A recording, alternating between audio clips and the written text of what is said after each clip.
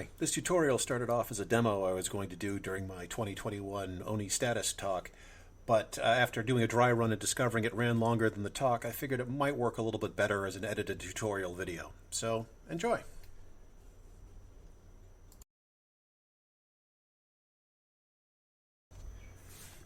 This video is an overview of how Secure Boot and additional security features have been implemented in ONIE so far. When you're looking to add these features to your particular build of ONIE, what you'll want to do is look at the commit history shown here, where pretty much every commit corresponds to an additional feature.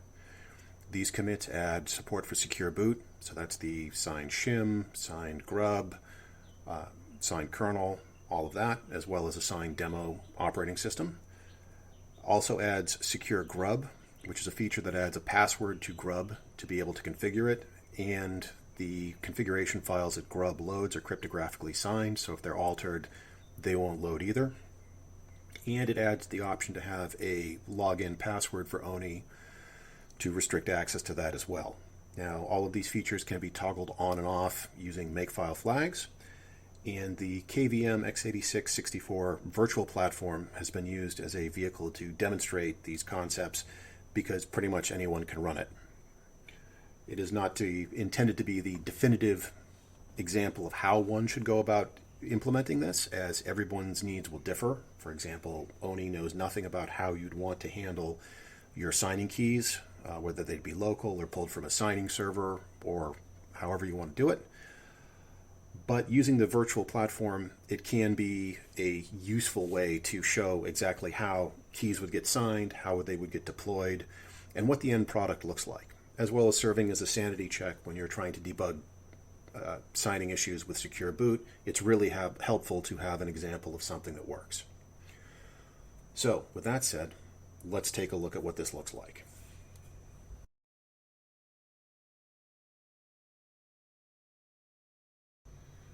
So, let's take a look at some of the new files that have been introduced here to support Secure Boot. Here I have a checkout of ONIE. And if we check out the KVM x86 virtual target, you can see that there's been a new file introduced here, machine-security.make. This would be used the same way that the machine-make file is used to specify the particulars of your platform, except in this case it's specifying the particulars of where your keys are coming from and what will be signed with them. This is a typical makefile fragment, so if we take a look at it,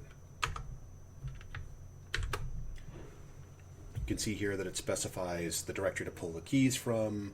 It has the names of some of the keys. You can see keys being correlated with makefile variables that will then in turn be used to sign binaries.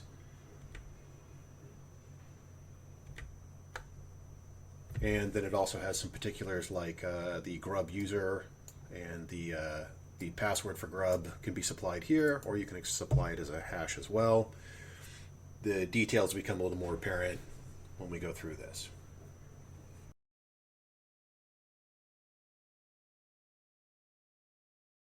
So let's take a look at the encryption directory. This is new in the latest release of ONIE, and it handles everything around key handling and signing, and key generation as well. Again, it's supposed to be one location to try and keep everything contained. We take a look at the contents of the directory. It's got a couple of files here. There's some notes on adding a key to UEFI BIOS. If you haven't done that before, there's some good instructions there. Also, the write keys script here is to be run within the UEFI BIOS to add keys. It saves a couple of steps and reduces the probability of errors there, so that's handy to have. The workhorse here is the ONIE encrypt scripts, sh and lib, which is function storage for that, which will do most of the heavy lifting in terms of key generation. Take a quick look at that. It's got built-in help. Basically what this does is generates a set of keys to be used in the signing. Now, obviously, for professional use, the keys would be generated and stored elsewhere. These are demonstration keys. They can get created every time. But the advantage of using the script here is that it puts all supported keys in known locations so that the build system can access them and use them to sign things correctly, which is a huge help in demonstrating how all of this is supposed to work, because it can be shown rather than just described. And this will get invoked by a makefile a little bit later on when we go to set up the secure build.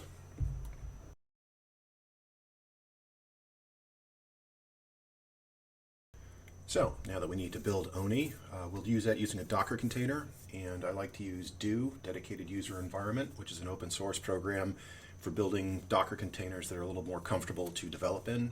I've been using this for the last 2 years as project lead to do releases and ONIE development. So we'll clone it from its URL on GitHub.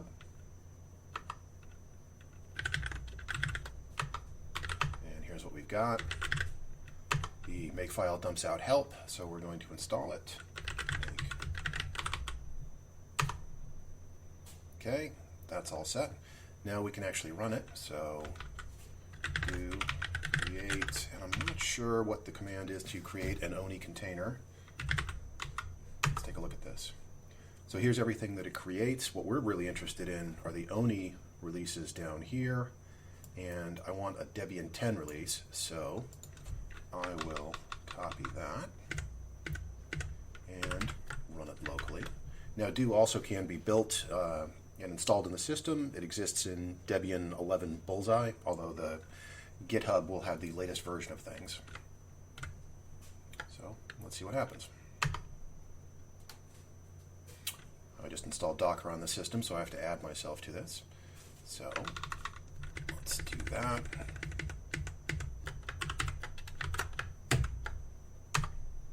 And I have to log out and back in again, so I'll do that and come back. Okay, logged out and back in again. Back in the do directory. Do help. I'll just filter that to see what we have for ONIE options.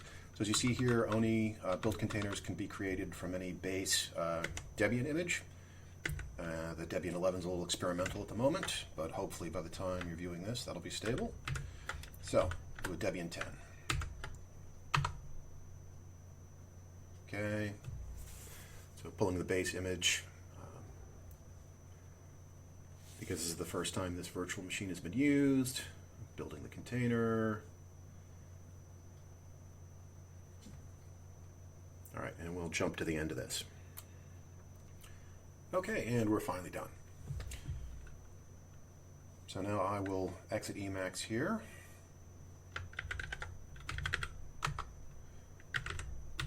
Run tmux because I'm going to be splitting some windows.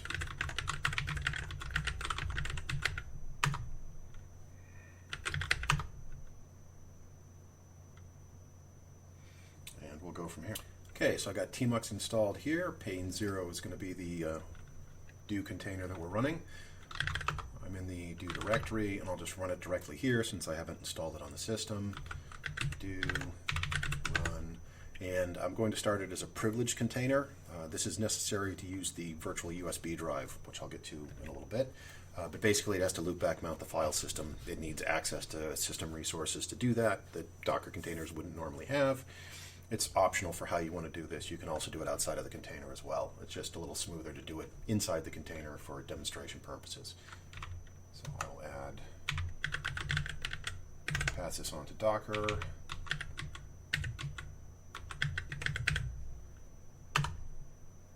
Since I only have one container on the system, do automatically runs it.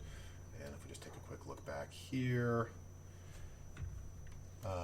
you can see the arguments that were passed to it when we came in. Use tmux to scroll back here. There we go. So running privileged, sets up a bunch of stuff, mounts my local home directory, so it feels like I'm just suddenly on a Debian 10 system. All right, let's get to ONIE. So, first thing we're going to need to do here is generate some keys. So let's take a look at that.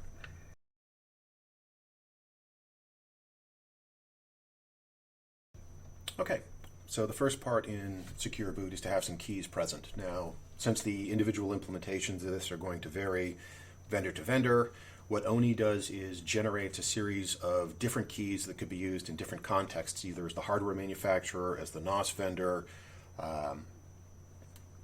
things like that. And it also generates keys in different formats. For example, grub signing requires different format keys than secure boot does. And since key generation is sort of an art in itself, there's a lot of different ways to do it. ONIE will just generate a whole bunch of sample keys and put them in a known place where the build system can find them.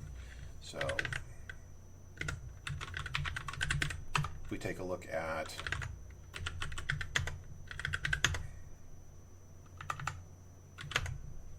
we have a signing-keys.make file here. And if we take a look inside that,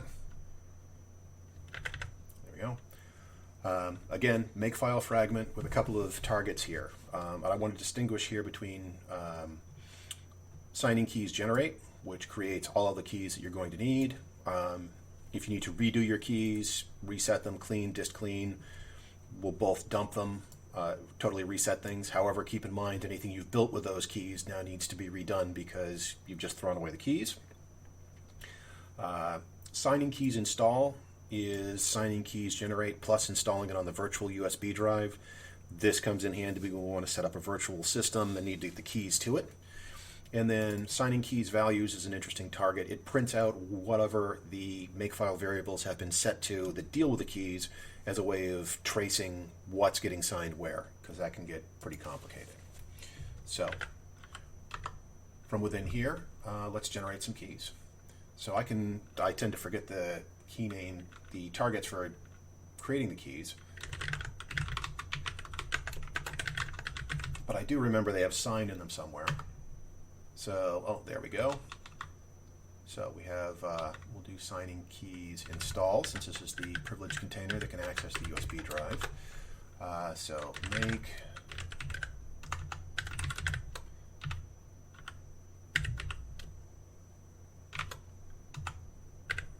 six.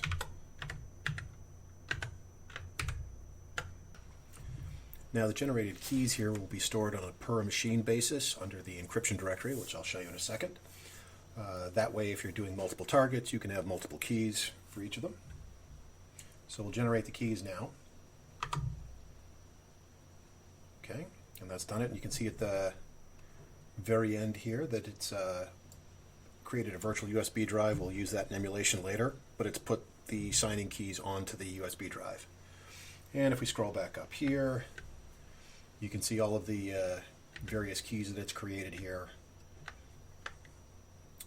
to represent being either a hardware manufacturer or the ONIE vendor or a software manufacturer. They all have their own sets of keys.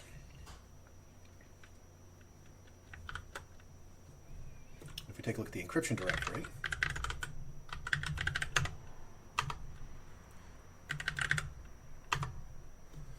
you can see that all of this stuff has been, a whole bunch of stuff has been put in here. So under machines, there's our KVM, a directory of keys with some instructions on how to add them to the BIOS, then everything the hardware manufacturer would have, ONIE software, which we just saw, same key in different formats, public keys, secret keys, all kinds of keys. Also under here we have EFI binaries that are used in manipulating things for the BIOS and some utilities. And then the key you've specified to be the platform signing key is also copied and put here. It just makes it easier to add it during emulation. So let's actually try and build something now.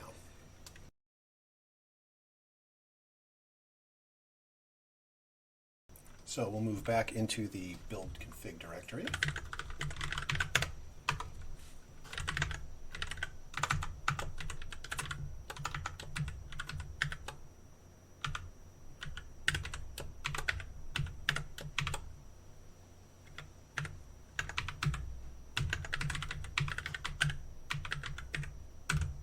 And we're going to build a self-signed shim here. Now, as a reminder, the shim is the first step in secure boot. It's a small bootloader that's signed by an external entity. Typically in a PC, you'd have a shim signed by Microsoft because Microsoft keys are in all PC BIOSes. And then the shim itself holds a key within it that's your key that is authenticated by Microsoft's key, and it's the first part in the chain of trust that goes on from there. Since we're building one, we are acting as the signer, and we are embedding an ONIE key within it as well. So the process of building this, all the cross compilers have to be built. You can see all the tools have to be downloaded from the ONIE mirror or elsewhere on the internet. So this takes a while. We'll cut back to this once the self-signed shim has been built. Okay, now the shim is finished building. And as a side tip, if you happen to be compiling on a virtual machine that only has 2 gigabytes of RAM in it, you'll want to crank that up some. I originally tried doing the demonstration on that, and I got some very strange compiler errors. So yeah, make sure you have a lot of memory when you compile. I've had to reset the demo here to make that work. Anyway, that warning aside, we've built a signed shim here. So what does that look like? So if we go to the encryption directory and take a look around, go into machines, go under KVM. We have a directory now called Safe Place, which is mentioned in the documentation as put your shim in a safe place so you don't have to rebuild it. And here we have some EFI binaries, and there's our shim both in signed and unsigned format, so you can take a look at the difference. And if you want to take a look at what this actually looks like, you can take a look at the shim here using hex dump, but I'll just use Emacs since I happen to be here.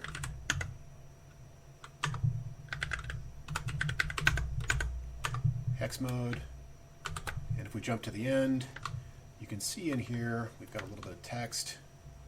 That's the ONIE software vendor certificate. So you can see strings here like California, Mountain View, software vendor certificate, engineering department. These are all strings used in the key that was generated. So that's how you can tell that the binary was signed.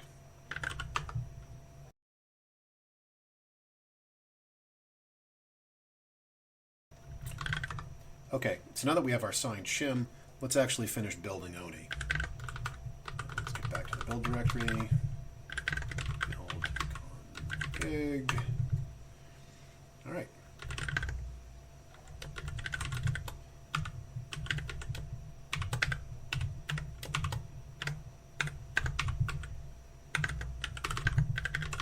So we'll build ONIE and the demo operating system. And as you can see, the build is now completed. We take a look at the build products here.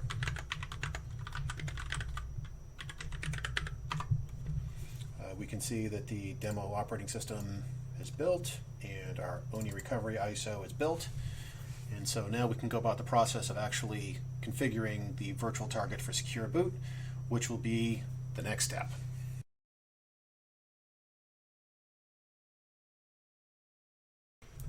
Okay, so now that we've got that installed, I've exited the container and I'm running back on my host system. And as you can see, I'm in the emulation directory that has a number of files in it. ONIE VM is the program that will be used to wrap QEMU to run the emulation. README ONIE VM MD has some instructions on using that. Emulation files stores files that have been downloaded to use for the emulation. This includes things like the UEFI BIOS and the virtual hard drives that will be created when we run the emulation. And README UEFI text has some information about operating in a UEFI environment when you're adding the keys. So to get started, let's take a look at the help. So you'll see a bunch of options here with running ONIE VM. There's some experimental stuff here for debugging just a kernel that is still very alpha. However, the use of embedding ONIE on a virtual hard drive has been fairly well tested up to this point. So you have things like the machine name you'll be using, which would be the KVM x86-64, although you could also run the QEMU ARM v8 if you wanted to do ARM 64 emulation. And then we have runtime options you can supply here. Use the recovery ISO. Are you embedding ONIE? Do you want to boot from a CD? Do you want to try and mount it? How many CPUs do you want to run? Secure default sets a couple of arguments conveniently when you're doing a secure boot install.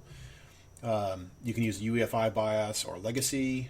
BIOS clean is handy if you're have settings in there that you want to reset and know that your BIOS is coming out clean, just blows it away so you can create a new one. So no lingering settings you have to worry about there. Then we have runtime things. If you're running multiple instances of this on the same system, you want to use a different telnet port. Basically, you run this in emulation and then you telnet into it to start the emulation going. You can use VNC, you can SSH into it if you have an SSH daemon going. Monitor port is for QEMU. You can change the MAC address of your virtual instance. And there's some support for running GDB in it. That, again, gets back to the more experimental side of things and the kernel debug. And then storage-wise, you can always wipe out the original hard drive and start over. Specify a different one. There's some support for NVMe style drives. The USB drive, that's the additional storage in addition to the target you're embedding it ONIE on, that you can store files on between runs. It's pretty helpful. And there's help, and my favorite here, help examples, because there are a number of arguments to be passed to this. It's definitely better than using QEMU on its own, but it can still be a little bit to remember, and honestly, I can't be bothered, so I figured it out once and wrote it down. So let's take a look at that.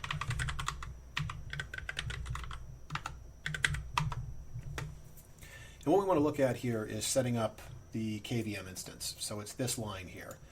And this is really a lot of overkill, but it's exceptionally clear. Just letting you know that it's the KVM target, revision 0, use the USB drive, UEFI BIOS, make sure it's cleaned out. Hard drive is implied, but make sure that's wiped out and is fresh as well. We're booting to embed ONIE.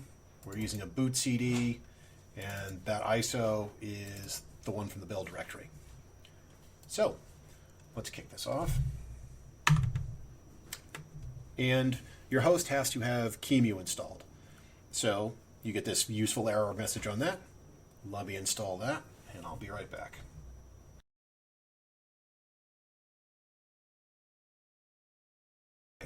So having added a few more QEMU packages to this VirtualBox instance I'm running ONIE on, I think we're finally ready to get moving forward. So let's take a look at that command for running the virtual instance using QEMU.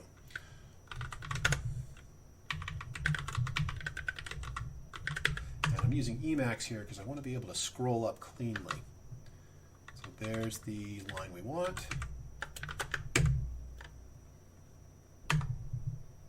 Okay, so you can see what it's doing here.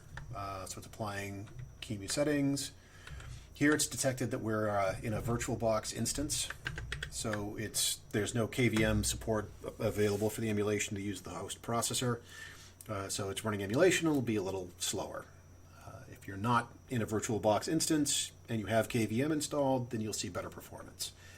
So right now it's creating a QCOW2 image. That's the virtual hard drive format that it'll use to install on. And what it does is makes two copies of this. The initial format takes a little bit of time. So it does the initial format and then makes a copy of that, and then on subsequent runs it can use that clean copy rather than having to do the whole thing all over again. So if we go a bit further down here, so it's formatted the drive, it's pulling the UEFI BIOS files from the local system that are used as part of the OVMF package. VARS-FD is variable storage. Code is the UEFI BIOS itself, so that when you run, the local VARS file will get modified, actually this one here, and the code will be read. If you do a UEFI BIOS clean using the script, it deletes that and then copies it over again. There's some little information on the settings here. We're using the recovery ISO, KVM target, 2 CPUs. It's pretty self-explanatory.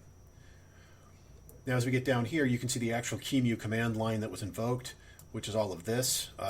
It's a bit much to remember. I know the command line using the script can be a bit much, and there are ways to reduce that as well, but I think it's certainly an improvement over this. And then we have some instructions here, things to keep in mind. So in another window, we're going to log in using telnet to this port number.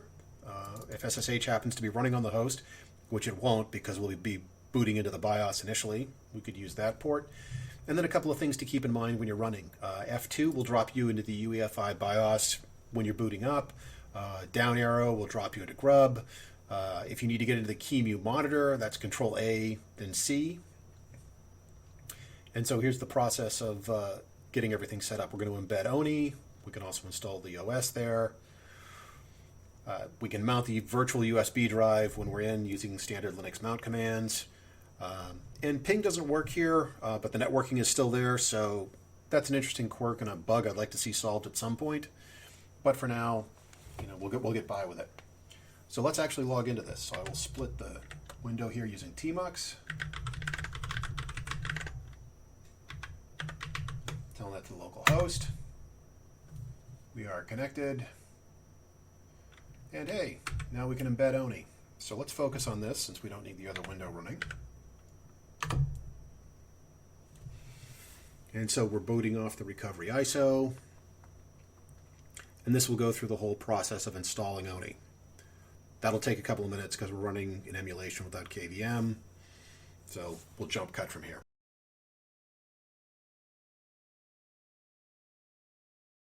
So at this point, ONIE is installed and rebooted. And what we're going to do is boot into rescue mode so that we can actually take a look at what's going on here. And what we'll take a look at is the configuration under boot EFI, that directory. And then we'll set ourselves to boot into the UEFI shell to actually add the secure boot keys to the system and activate secure boot. So if we take a look under cd boot EFI, capital EFI, we see the default boot directory in ONIE. If we take a look at ONIE,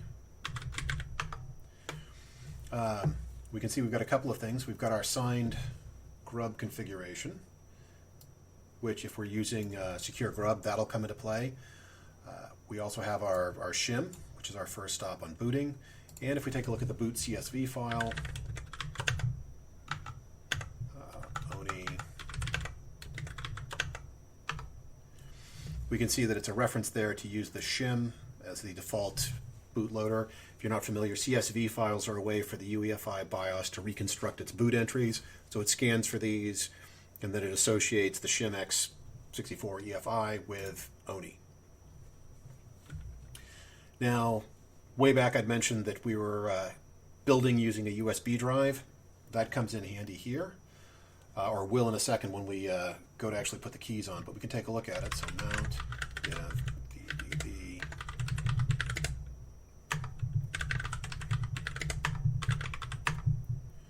So in here we've got a file that indicates when the drive was updated. So if you have any questions about whether things are actually getting refreshed, which comes in handy when you're not sure if the keys you're using are actually the keys you think you're using.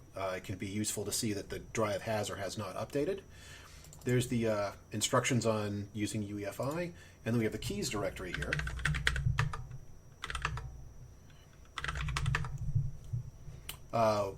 Which currently includes everything. Now, you would only want to copy a couple of keys onto your target platform when you're porting it, but this has all the keys that were generated, and it also has the key that has been designated as the platform key here.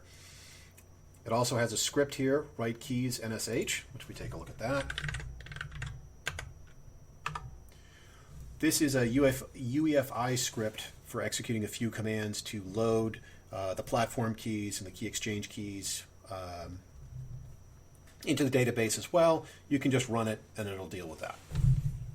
So let's reboot into the UEFI shell and start assigning some keys. So UEFI. Let's take a look at our boot entries here.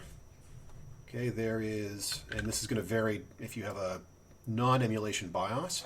So EFI internal shell there is 7. So EFI boot manager, boot next, 7.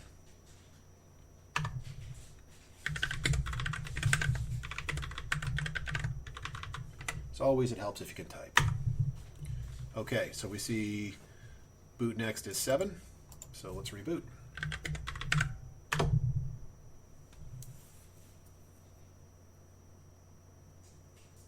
So here we are in the EFI shell.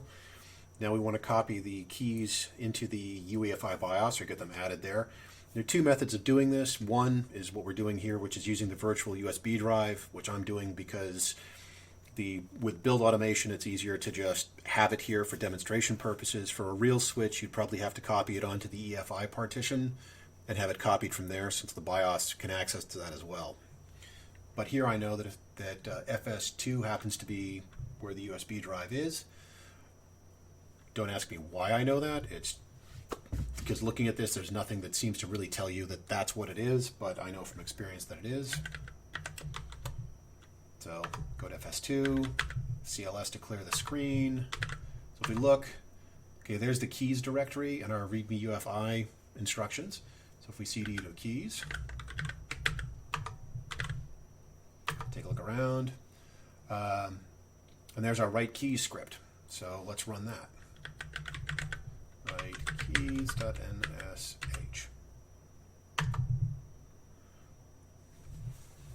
Okay, and so what we've done is updated the database key here and the key exchange key here with keys that were configured from build time. So we've done that. Now we can exit this. We still have to add the platform key. And so from here, oh yeah, as a tip, F10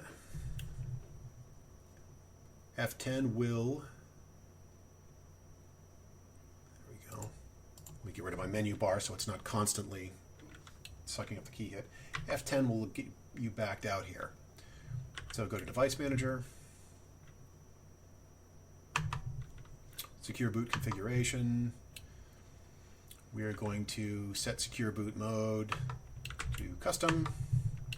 Take a look at Secure Boot Options. Platform key, we're going to add a platform key. We will be using a file. Here's our USB drive. There's our keys directory.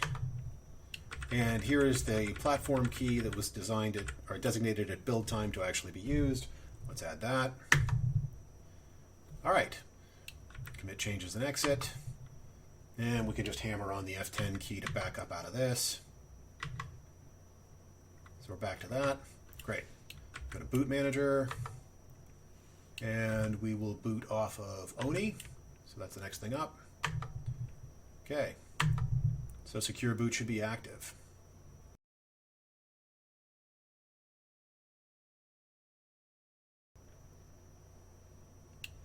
Here we are, loaded into rescue mode, so we can interact in the shell. Now, one of the things you'll notice here that comes up is that we'll say that we are in secure boot mode, because it can be tough to tell if you've actually enabled secure boot and things are working, or things are working because you did not enable secure boot and you have all sorts of horrible signing problems that you have to sort out. Things will fail at different stages if the signing is not correct. If you happen to see a blue screen, that's you failing at the shim. If grub fails to load, you'll see problems there. And then if ONIE fails to boot, then you know it's an ONIE kernel problem. So you can look at where things are in the stages of booting and determine where your signing problems happen to be with them. There we go. So there's the line secure boot active. It tells you secure boot is on. And because a password is enabled with this, we used the default ONIE login of root with password ONIE, O-N-I-E. So now that we have successfully rebooted using secure boot, we can take a look at some of the variables that have been set here. So if we use makefile, which is good for reading UEFI variables,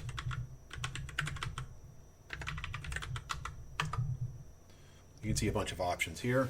We can confirm that secure boot is active again by running makefile sb state, which is to show the secure boot state right there. And very simply, you get secure boot enabled. You can also take a look at some of the variables in there, like the key database.